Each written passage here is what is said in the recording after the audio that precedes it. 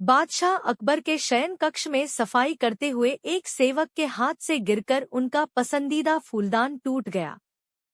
फूलदान टूटने पर सेवक घबरा गया। उसने चुपचाप फूलदान के टुकड़े समेटे और उन्हें बाहर फेंक आया। अकबर जब शयन कक्ष में आए तो उन्हें अपना मनपसंद फूलदान नदारद दिखा। उन्होंने सेवक को बुलाकर उसके बारे में पूछा तो डर के मारे सेवक ने झूठ कह दिया, जहां पनाह मैं वह फूलदान साफ करने घर ले गया था। इस वक्त वो वहीं है। अकबर ने सेवक को तुरंत वह फूलदान घर जाकर लाने का आदेश दे दिया। यह आदेश पाकर सेवक के पसीने छूटने लगे। बात छुपाने का कोई औचित्य ना देख उसने अकबर को सब कुछ सच सच बता दिया और हाथ जोड़कर माफी मांगने लगा। अकबर फूलदान टूटने की बात पर तो उतने नाराज नहीं हुए, लेकिन उन्हें सेवक का झूठ बोलना हजम नहीं हुआ और उन्होंने उसे फांसी की सजा सुना दी। सेवक गिड़गिड़ाता रहा, लेकिन अकबर ने उसकी एक न सुनी। अगले दिन अकबर ने दरबार में इस विषय को चर्चा का मुद्दा बनाया और दरबारियों से पूछा, क्या आप में से किसी ने कभी झूठ बोला है? सारे दरबारियों ने एक स्वर में इनकार कर दिया। जब अकबर ने बीरबल से पूछा तो बीरबल बोला, जहांपनाह, हर इंसान कभी ना कभी झूठ बोलता है। मैंने भी बोला है। मुझे लगता है कि जिस झूठ से किसी को नुकसान न पहुंचे उसे बोलने में कोई बुराई नहीं है। बीरबल की बात सुनकर अकबर गुस्सा हो गए।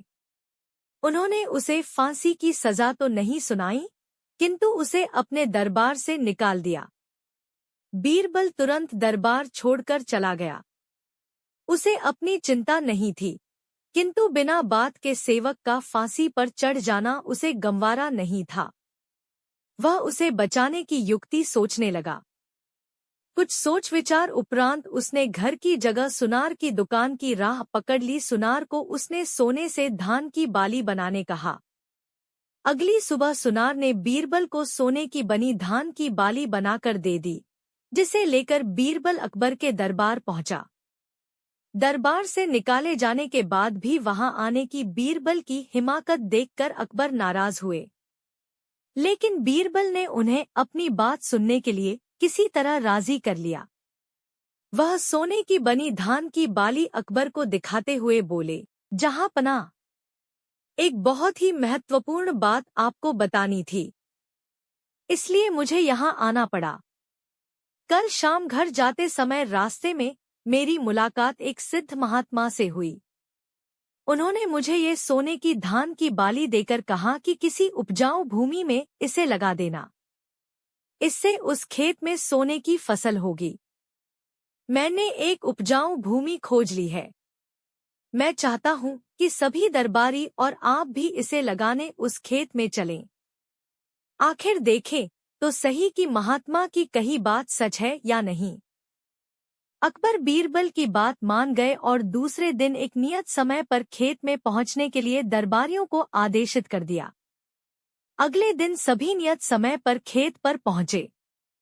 अकबर ने बीरबल को सोने से बना धान का पौधा खेत में लगाने को कहा, लेकिन बीरबल ने इनकार करते हुए कहा, जहांपनाह, महात्मा ने यह पौधा देते हुए मुझे निर्देश दिया था कि जिस व्यक्ति ने कभी झूठ ना बोला हो उसके द्वारा लगाने पर ही खेत में सोने की फसल होगी। इसलिए मैं तो यह पौधा लगा नहीं सकता। कृपया आप दरबारियों में से किसी को यह पौधा लगाने का आदेश दे दीजिए। अकबर ने जब दरबारियों से धान का वह पौधा लगाने कहा तो कोई सामने नहीं आया। अकबर समझ गए कि सभी ने कभी ना कभी झूठ बोला है। तब बीरबल ने वह पौधा अकबर के हाथ में दे दिया और बोला, जहांपनाह, यहाँ तो कोई भी सच्चा नहीं है, इसलिए ये पौधा आप ही लगाएं।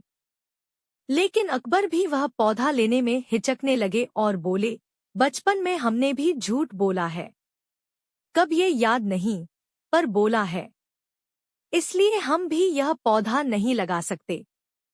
यह सुनने के बाद बीरबल मुस्कुराते हुए बोला, जहांपनाह, इस पौधे को मैंने सुनार से बनवाया है। मेरा उद्देश्य मात्र आपको यह समझाना था कि दुनिया में लोग कभी न कभी झूठ बोलते ही हैं। जिस झूठ से किसी का बुरा ना हो, वह झूठ झूठ नहीं है। अकबर बीरबल की बात समझ गए थे। उन्होंने उसे वापस दरबार में स्थान दे दिया और सेवक की फांसी की सजा माफ कर दी।